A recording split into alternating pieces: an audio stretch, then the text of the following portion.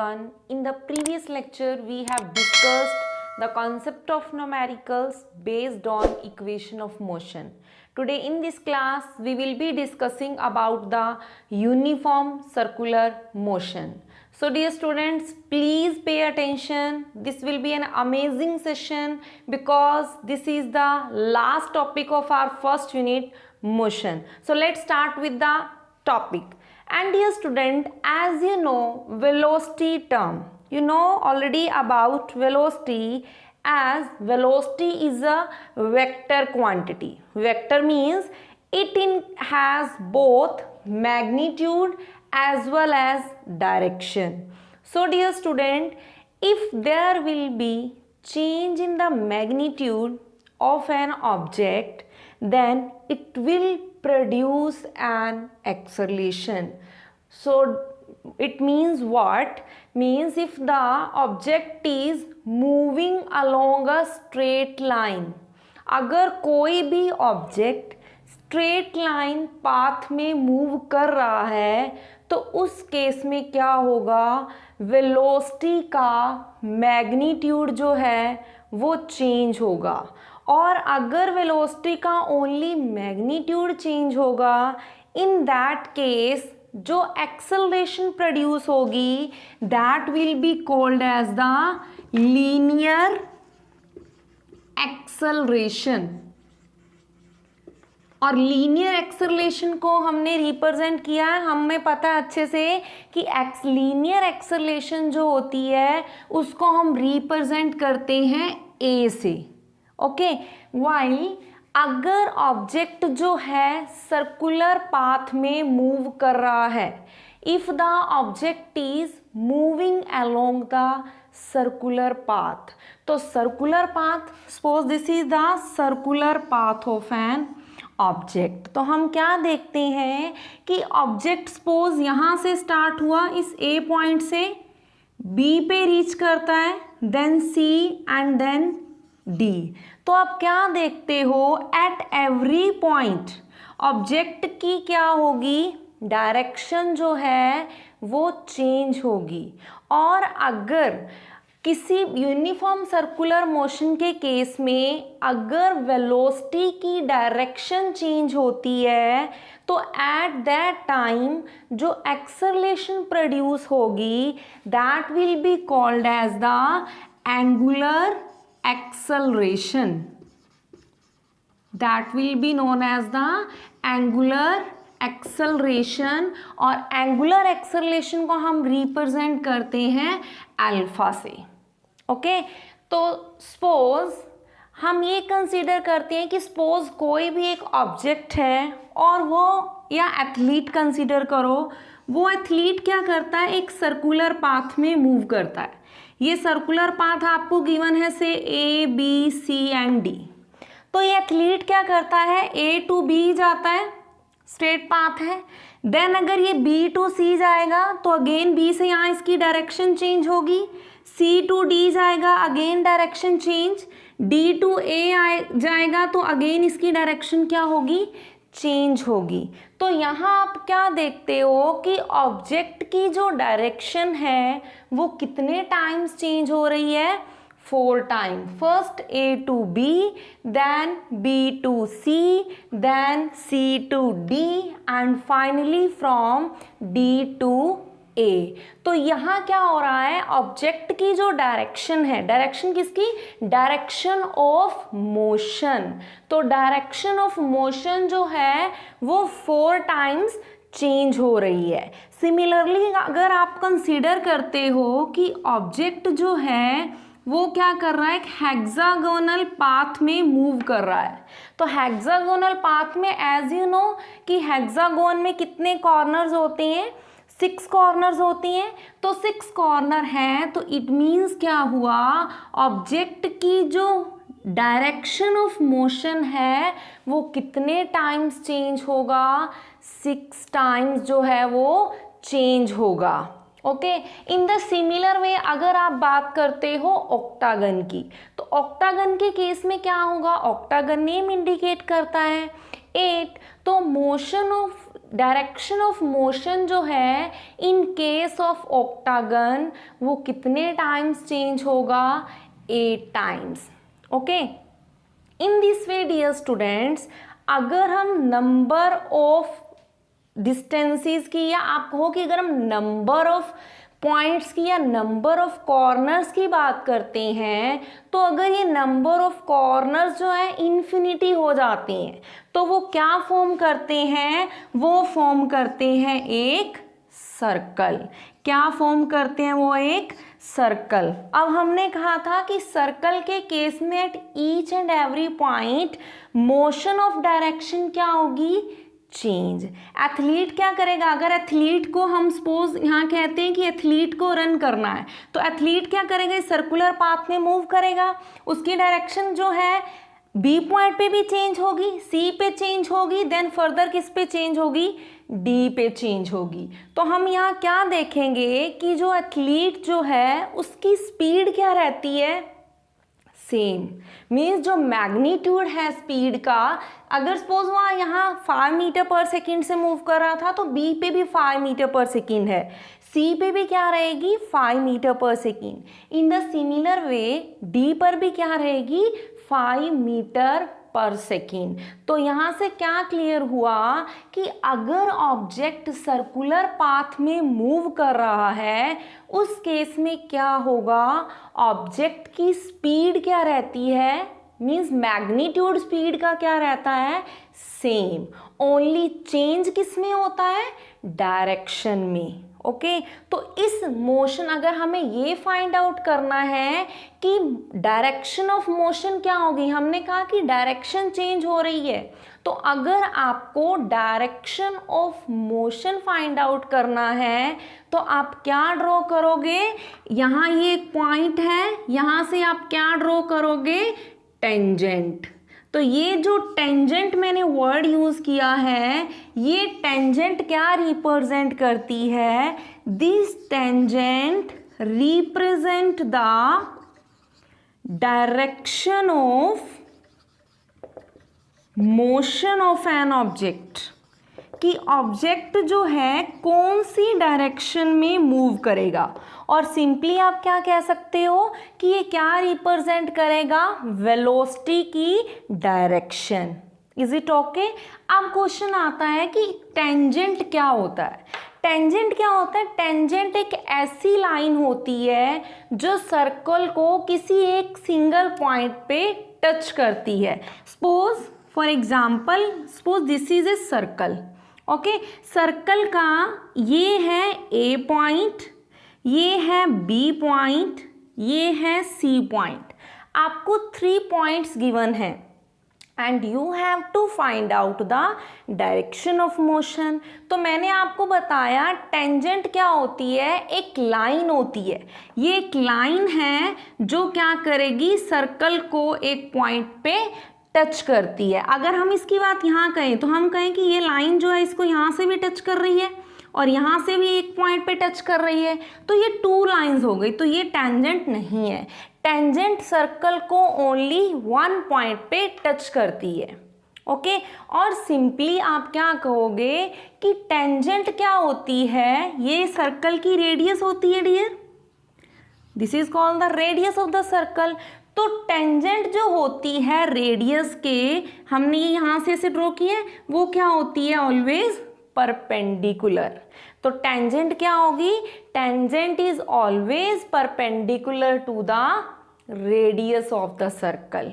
Okay, so this was the uniform circular motion in which we have studied कि object की speed क्या होगी, object will move along a circular path but with the same speed, और उसकी change क्या होगी, direction. और हमने कहा कि अगर मैग्नीट्यूड सेम है, इन that case linear acceleration produce होगी, जिसको आप रिप्रेजेंट करते हो ए से। और अगर डायरेक्शन चेंज हो रही है तो हम मोशन ऑफ डायरेक्शन को कैसे रिप्रेजेंट करते हैं, bye drawing a tangent at that point. और टेंजेंट क्या होती है, टेंजेंट सर्कल को किसी एक पॉइंट पे टच करती है।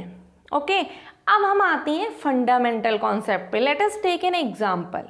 आपने क्या किया, सपोज आपने एक रोप को या एक स्ट्रिंग को कंसीडर किया और स्ट्रिंग के एक कॉर्नर पे आपने स्टोन को टाई किया और सेकेंड कॉर्नर को आपने हैंड में होल्ड किया। अब आपने क्या किया, उस स्ट्रिंग को या रोप को जो आपने कंसीडर किया, आपने उसको क्या किया, वर्ल किया, मूव करना स्टार्ट किया। तो वो क्या करेगी, आपका हैंड क्या होगा, उसके लिए एक सेंटर का काम करेगा। तो वो जो रोप होगी जिसके एक कॉर्नर पे क्या है, स्टोन टाई किया हुआ है, वो क्या करेगी, आपके हैंड के ऑल साइड्स में रोटेट करेगी। ठीक है, तो डिस्टेंस क्या होगा, हर पॉइंट पे सेंटर ऑफ सर्कल से डिस्टेंस क्या रहेगा, सेम। और वो किस स्पीड से मूव करेगी, सेम स्पीड के साथ मूव करेगी। अब हमने कहा कि सेम वेलोसिटी या सेम स्पीड से मूव कर रही है। ठीक है, इस केस में क्या हुआ, अगर तो वो सेंटर से मूव कर रही है तो सेंटर से फोर्स लग रही है। सेंटर से फोर्स कौन सी लगती है, सेंट्रीपिटल फोर्स। अब आपने क्या किया, अब आपने उसको क्या किया, आपने उसको रोटेट नहीं किया, आपने उसको अपने हैंड से छोड़ दिया। तो जैसे ही आप उसको छोड़ते हो तो आप क्या देखते हो, वो स्ट्रिंग बिल्कुल स्ट्रेट लाइन पाथ में जाकर गिरता है। तो अब उस स्ट्रेट लाइन पाथ में जाके गिरा, वो किस वेलोसिटी से गिरा, तो वो जो आप वेलोसिटी फाइंड आउट करोगे वो भी कैसे फाइंड आउट करोगे, bye drawing tangent at that point. हमने कहा कि सपोज ये सेंटर से इस वे से मूव कर रही थी, अब हमने कहा कि हमने इसको थ्रो कर दिया, तो ये ऐसे गई, कितनी वेलोसिटी से गई, किस डायरेक्शन में गई, हम क्या करेंगे, यहाँ टेंजेंट ड्रॉ करेंगे। वो टेंजेंट बताएगी कि उस ऑब्जेक्ट की डायरेक्शन ऑफ मोशन क्या है। Is that clear. In the similar way planets जो होती हैं they revolve around the sun. This is also the example of uniform circular motion. And simply अगर आप डेली लाइफ का एग्जाम्पल कंसीडर करते हो तो चिल्ड्रंस में मेनली आप लोग क्या करते हो, आप स्विंग्स लेते हो, तो जो मैरी गो राउंड है वो भी किसका एग्जाम्पल है, सर्कुलर मोशन का। ओके, एथलीट जो है वो सर्कुलर ट्रैक में, सर्कुलर पाथ में मूव करता है, that is also the example of uniform circular motion. Okay, so this was the first concept in which we have studied about the uniform circular motion. Now let's start with the second concept in which we will study that what is the relationship between angular velocity and the linear velocity. So let's start. Now we will study the relationship between the linear velocity and angular velocity. So before that we will discuss some basic terms. So let's start with those basic terms. तो first basic term क्या है आपकी, angular displacement. अब dear angular displacement एक तो होता है linear displacement. Linear जो हमने स्ट्रेट लाइन पाथ जो होता है, स्ट्रेट लाइन पाथ का मतलब लीनियर पाथ हो गया, तो वो तो आपका क्या था, displacement, distance between initial and final point. और आपने क्या कहा था, डिस्प्लेसमेंट को क्या कहा था, डिस्प्लेसमेंट क्या होता है, the distance between initial and final point और द गैप बिटवीन। अब एंगुलर डिस्प्लेसमेंट क्या होता है, हम कंसीडर कर रहे थे यूनिफॉर्म सर्कुलर मोशन का केस। हमने कहा कि कोई भी ऑब्जेक्ट जो है वो सर्कुलर पाथ में मूव कर रहा है, सपोज उसका जो इनिशियल पॉइंट है वो क्या है, ए, और जो उसका फाइनल पॉइंट है वो क्या है, बी, और ये ओ क्या है, सेंटर ऑफ द सर्कल। अब इन दोनों पॉइंट्स को अगर हम सेंटर से मीट करते हैं, ज्वाइन करते हैं, तो ये जो एंगल थीटा बनता है, इस थीटा को हम क्या कहते हैं, एंगुलर डिस्प्लेसमेंट। तो एंगुलर डिस्प्लेसमेंट क्या हुआ, एंगल सबटेंडेड, और जो एंगल सबटेंडेड कहो या एंगल फॉर्म्ड, और वो फॉर्म्ड कहाँ हो रहा है, at the centre of the circle. कैसे फॉर्म हुआ, by initial and final point of the object when they are moving along the circumference of the circle। ये जो ए बी पाथ बना हमारा, ये क्या है, circumference of the circle। तो एंगुलर डिस्प्लेसमेंट को आप कैसे डिफाइन करोगे, angle subtended at the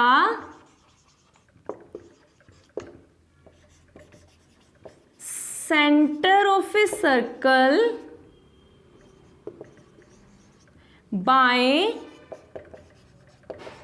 initial and final point of a body along the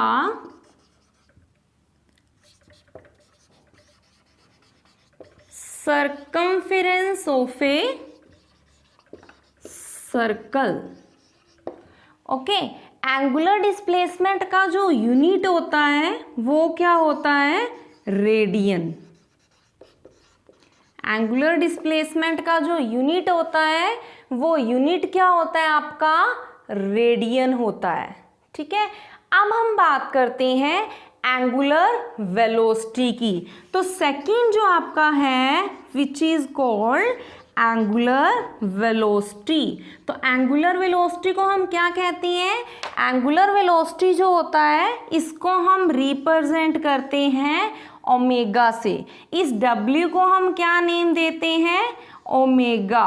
क्या नेम देते हैं, ओमेगा। तो ओमेगा किसके इक्वल होगा, theta by T, that is displacement upon time. Okay, और थीटा की वैल्यू क्या होती है, length of the circle upon radius, length of the arc की, आर्क की कितनी लेंथ है upon radius of the circle. तो एंगुलर वेलोसिटी क्लियर हो गया सबको। एंगुलर वेलोसिटी को हम ओमेगा से रिप्रेजेंट करते हैं, और ओमेगा क्या होता है, angular displacement divide by time. Angular displacement को हम रिप्रेजेंट कर रहे थे थीटा से, और टाइम को किससे रिप्रेजेंट करते हैं, टी से। तो इसका क्या हो गया, अगर आप इसका यूनिट की बात करते हो तो हमें पता है थीटा का होता है रेडियन और टाइम का क्या होता है, सेकंड। तो रेडियन पर second. Now the third term is angular acceleration. और एंगुलर एक्सेलरेशन को हम किससे रिप्रेजेंट करते हैं, अल्फा से। मैंने आपको अर्लियर भी ये बताया था, एंगुलर एक्सेलरेशन को हम किससे रिप्रेजेंट करते हैं, अल्फा से। तो अल्फा किसके इक्वल होता है, angular velocity upon time. Angular velocity को हम ओमेगा से रिप्रेजेंट कर रहे थे, और ओमेगा का यूनिट क्या था, रेडियन पर सेकेंड अपॉन सेकेंड। तो इसका यूनिट क्या हो गया, रेडियन पर second square. So these were the basic term. So we have discussed earlier before talking about the relationship between linear acceleration and angular acceleration. Again I am repeating, angular displacement क्या होगा, angle होगा जो subtended होगा centre of the circle. Angular velocity क्या होगा, angular displacement upon time. और angular acceleration क्या होगा, angular velocity upon time. Okay dear, so our last topic is the relationship between the angular velocity और angular speed and the linear speed. और angular velocity मैंने आपको बताया कि angular velocity जो होता है वो सर्कुलर मोशन के केस में, मीन्स कि अगर ऑब्जेक्ट सर्कुलर पाथ में मूव हो रहा है then angular velocity will be produced. अब हमने कंसीडर किया कि कोई भी ऑब्जेक्ट सर्कुलर पाथ में मूव कर रहा है, ओके तो उसका जो लेंथ का जो आप ये कह सकते हो जो आर्क की लेंथ है उसको हमने रिप्रेजेंट किया एस से, और ये जो एंगल है अगेन इस एंगल को हम क्या कहते हैं, थीटा। अब हमें पता है एज एंगुलर वेलोसिटी को हम रिप्रेजेंट करते हैं किससे, ओमेगा से। इसको आप एंगुलर वेलोसिटी लिखो या simply again I am writing its symbol. तो आपने क्या लिखा, एंगुलर वेलोसिटी ओमेगा किसके इक्वल होता है, एंगुलर डिस्प्लेसमेंट। तो एंगुलर डिस्प्लेसमेंट क्या होता है, थीटा अपॉन टाइम। ओके और एंगुलर डिस्प्लेसमेंट को हम कैसे फाइंड आउट करते हैं, angular displacement is equals to length of the arc, और यहां पे मैं आपको ऑलरेडी राइट कर देती हूं, length of the arc upon radius of the circle. तो लेंथ ऑफ आर्क जो है मैंने यहां कंसीडर किया से एस, तो यहां से क्या हो गया, theta is equals to S upon R. Okay and also जो लीनियर स्पीड होती है, लीनियर स्पीड जिसको हम रिप्रेजेंट करते हैं v से, वो किसके इक्वल होती है, डिस्टेंस अपॉन टाइम के। ओके अब मैं क्या करूंगी, मैंने यहां से इसको मैंने इक्वेशन नंबर 1 दिया, इसको से 2 और इसको, अब मैंने क्या किया, मैं यहां से इस s की वैल्यू फाइंड आउट करूंगी। तो यहां से s किसके इक्वल आ जाएगा, therefore s is equals to v multi t। तो ये आ गई हमारी इक्वेशन थर्ड। अब थर्ड की वैल्यू मैं कहाँ पुट करूंगी, इक्वेशन सेकेंड में। तो बाय पुटिंग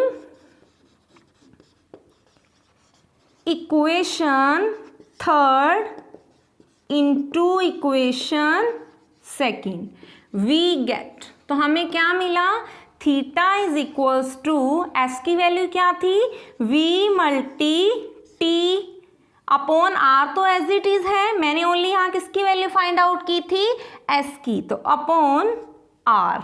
ओके तो दिस इज इक्वेशन फोर्थ। अब मैं क्या करूंगी, इस थीटा की वैल्यू मैं इक्वेशन फर्स्ट में पुट करूंगी।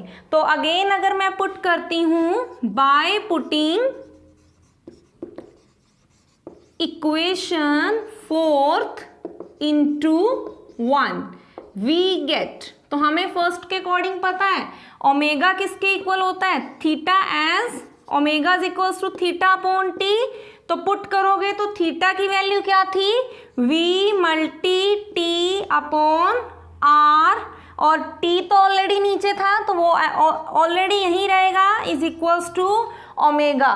तो t stands cancel with the t, तो ओमेगा किसके इक्वल आ जाएगा, v बाय आर, और अगर आप क्रॉस मल्टीप्लाई करते हो तो क्या आएगा, v is equals to R omega. So this is our relationship. V here stands for the linear velocity, omega stands for the angular velocity. Okay, again I am repeating, आपको पता है आपको relationship find करना था angular velocity में और linear speed में।